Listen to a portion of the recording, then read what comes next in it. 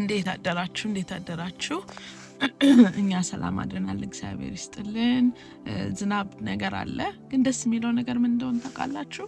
አንድ ያስተዋልኩት by the way የምነግራችሁ ጋር related አይደለም ኦኬ ያስተዋልኩት ነገር የዝናብ ውሃ አዲስ ነሽ እንዳትሉኝ ግን የዝናብ ውሃ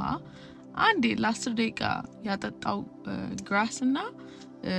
ስፕሪንክለር ምናምን የምናረጋው አንድ አይደለም አይገርምም አንዴ 5 ደቂቃም 10 ደቂቃም ቢሆን የዝናብ ውሃ የነካው ግራስ እንዴት ላሽ እንደሆነ እንዴት እንደሚያምር የእግዚአብሔር አሰራር በጣም ይደንቃል ለማንኛውም that's not what I'm talking about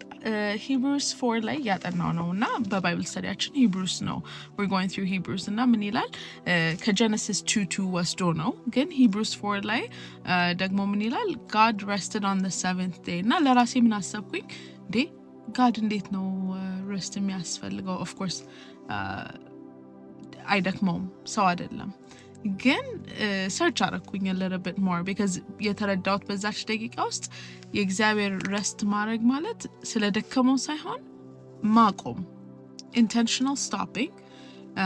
stillness ወይም ሸባት የሂብሩ ሸባት ይላል እና I think ሁሌ ይሄ ቃል የሚገርመኝ ፓርት ምንድነው he told them that they will not enter his rest ይላል ምን ማለት ነው like እረፍት አይሰማቸው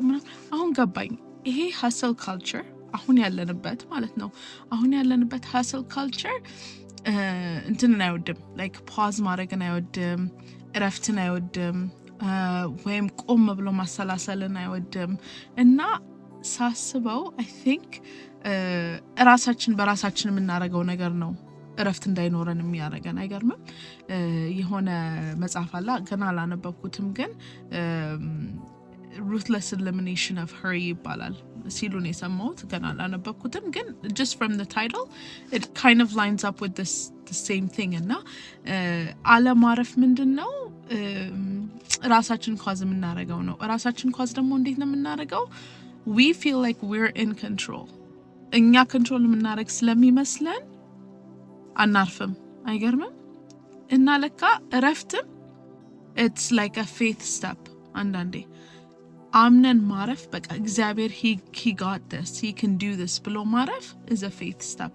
ይሄ maybe ላንዳችሁ እናቶች የሚጠቅም ነገር ሊሆን ይችላል maybe ዛሬ ብዙ ነገር መጨረስ አለብኝ ምናምን በቃ constant ሩጫ ላይ ያለሽ እናቶኝ ያለሽ ግን አንዳንዴ ማረፍም ማመን ነው አይገርምም